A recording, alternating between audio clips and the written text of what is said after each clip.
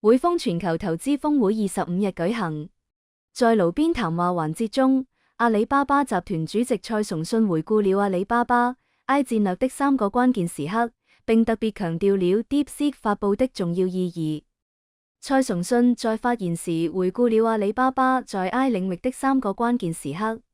2018年開始實驗基於 Transformer 架構的 AI 模型，這一架構如今已成為所有大型語言模型的基礎。2022年 OpenAI 的崛起給了阿里巴巴進一步加大 AI 投資的動力，而今年年初 DeepSeek 發佈。蔡崇信進一步指出，雖然 DeepSeek 性能本身不是最重要的，但重要的是其開源性和技術創新。這些創新使得模型更高效，訓練更快速，計算更節省。蔡崇信強調，DeepSeek 的開源對於阿里巴巴來說是一個重要的時刻。開源可以促進 AI 的廣泛應用，而阿里巴巴作為雲計算業務的提供者，將從中受益。他指出，隨着更多人使用 AI 應用，他們對計算能力的需求也會增加。